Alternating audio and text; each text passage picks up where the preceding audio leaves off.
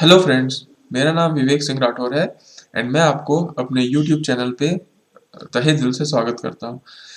आज के लेक्चर में हम लोग उस स्कीम के बारे में बात करेंगे जो अभी छत्तीसगढ़ में बहुत जोरों शोरों से चल रहा है। और अगर ये सक्सेस हुआ तो हमारे छत्तीसगढ़ का जो नाम है और जो हमारा बहुत बड़ा जो एक प्रॉब्लम है जो छत्तीसगढ़ में हम लोगों को फेस करना पड़ रहा है, उससे हम लोग निजात पा सकते हैं। तो इस पूरे लेक्चर सीरीज में मैं कोशिश करूंगा कि आप को बहुत सारी ऐसी योजना के बारे में, ऐसे स्कीम्स जो छत्तीसगढ़ की फ्लैगशिप प्रोग्राम्स है, उनके बारे में हम लोग जिक्र करने वाले हैं। तो उस सीरीज में आज पहला लेक्चर हम लोग लेते हैं जिसमें हम लोग सबसे जो एम्बिशियस स्कीम है, मुख्यमंत्री सुपोषण अभियान के बारे में हम लोग बात करेंगे। मुख्यमंत्री सुपोषण अभियान जो है वो 2 अक्टूबर को स्टार्ट हुआ था। ठीक है, तो 2 अक्टूबर आपको सबको पता होगा कि 2 अक्टूबर जो है वो बर्थ एनिवर्सरी मनाया जाता है महात्मा गांधी जी का। तो 2 अक्टूबर 2020 ये ऐसा डेट है जो था 150th बर्थ एनिवर्सरी। तो ये जो 150वीं बर्थ एनिवर्सरी थी महात्मा गांधी के, उस दिन से ये सुपोषण अभियान स्टार्ट हुआ है। इसका जो मूल उद्देश्य था वो यही था बेसिकली, अगर आप यहाँ पे इसको मैं लिख के बता दूं कि इसका जो मूल उद्देश्य वो ये है कि हमारे जो छत्तीसगढ़ में जो मेन बड़ी समस्या है वो ये है मैल न्यूट्रिशन का। ठीक है, इसको हिंदी में कुपोषण कहते हैं, मैल न्यूट्रिशन। ये बहुत बड़ा एक चिंता जनक बात है। और दूसरी जो चिंताजनक बात है वो है एनीमिया, जो खून में जो आरबीसी की जो कमी हो जाती है, उसमें अपन बोलते हैं एनीमिया, खून की कमी हो जाना, दैट इज कॉल्ड एनीमिया। तो ये दो बीमारी दो समस्याएं हैं, ये छत्तीसगढ़ में प्रीवेलेंट है। और इनको कैसे कम किया जाए, तो बेसिकली इसका जो रेट है इसको रिड्यूस करने के लिए ही ये मुख्यमंत्री सुपोषण अभियान यहाँ पे स्टार्ट किया गया है। ठीक है, काफी हद तक हम लोगों को इसमें तरक्की दिखी है जब से ये स्टार्ट हुआ है। इसमें इनका जो एक मूल उद्देश्य था, इनका जो मूल उद्देश्य था उसके बारे में मैं आपको यहाँ पे जिक्र करता हूँ कि देखिए, इसमें मेल नरिश्ड जो चिल्ड्रन होते हैं, जो कुपोषित चिल्ड्रन होते हैं, या फिर इसमें अपन लिख लेते हैं मेल नरिश्ड चिल्ड्रन। ये ऐसे चिल्ड्रन हैं, ठीक है, जो लगभग 0 से 5 साल की उम्र के बच्चे हैं, छोटे, जो जिनको कुपोषित, उनका जो वेट है वो एक स्टैंडर्ड वेट से कम रहता है, उनको अपन कुपोषित चिल्ड्रन बोलते हैं।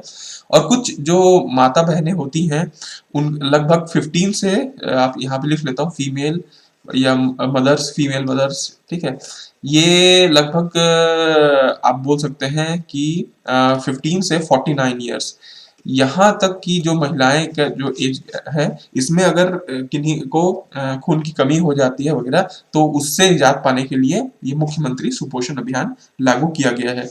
ये कौन चलाती है, तो बेसिकली इसको इम्प्लीमेंट ग्राउंड लेवल पे कौन करती है, तो जो आंगनबाड़ी वर्कर्स होते हैं, आंगनबाड़ी वर्कर होती हैं, वो करती हैं। आपको पता होगा कि कुछ मितानिन के फॉर्म पे भी है। ठीक है, तो मितानिन जो आशा वर्कर्स होती हैं, वो सब इन चीजों को इम्प्लीमेंट करती हैं।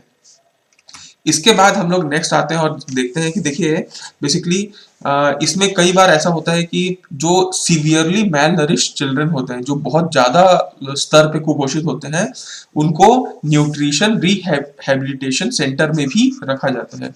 न्यूट्रिशन रिहेबिलिटेशन सेंटर्स में रखा जाता है। ठीक है, और उनको ट्रीटमेंट दिया जाता है, बिल्कुल उनको न्यूट्रिशियस डाइट दिया जाता है, उनको मेडिसिन दिया जाता है। ठीक है, और ये सब कांस्टेंट सुपरविजन ऑफ डॉक्टर्स में होता है। जैसे कि आपको मैं उसका एक वो बताता हूँ उनका मील्स का। तो ब्रेकफास्ट में जनरली उनको लड्डूज, जो तिल का लड्डू और तिल और उसमें मूंगफली डला रहता है, वो लड्डू दिया जाता है, बर्फी दिया जाता है। और खाने में जो पल्सेस होते हैं, दाल वगैरह, उसकी खिचड़ी बनाई जाती है, ग्राउंडनट मूंगफली उसमें डाला जाता है।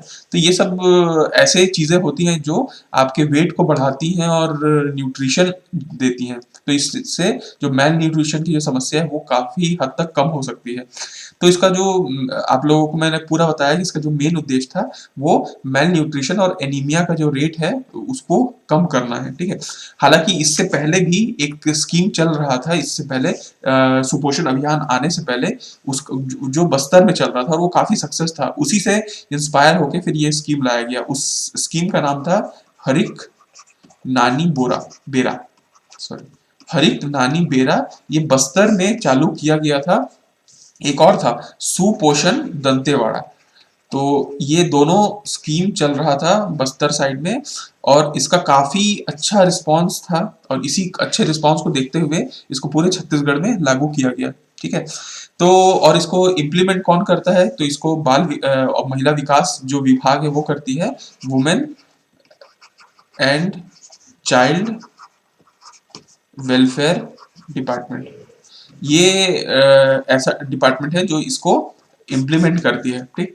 इसमें जनरली आयरन टेबलेट्स दिया जाता है और क्रीमी टेबलेट्स दिया जाता है बच्चों को, ठीक है। डेली इस चीज को दिया जाता है बेनिफिशियरी को, और ये बेनिफिशियरी कौन डिसाइड करता है, ये बेनिफिशियरी डिसाइड करता है पंचायत।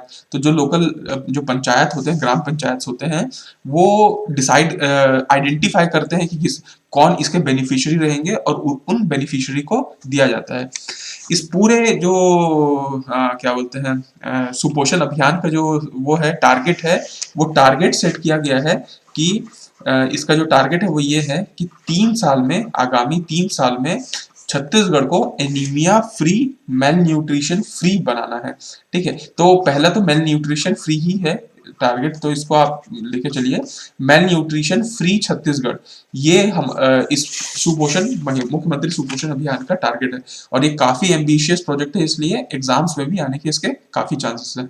तो ये एक छोटा सा आप लोगों को मैंने इस स्कीम के बारे में बताया। फिर और हम लोग मिलेंगे दूसरे स्कीम्स के बारे में नेक्स्ट लेक्चर में। तब तक के लिए thank you so much, have a good day.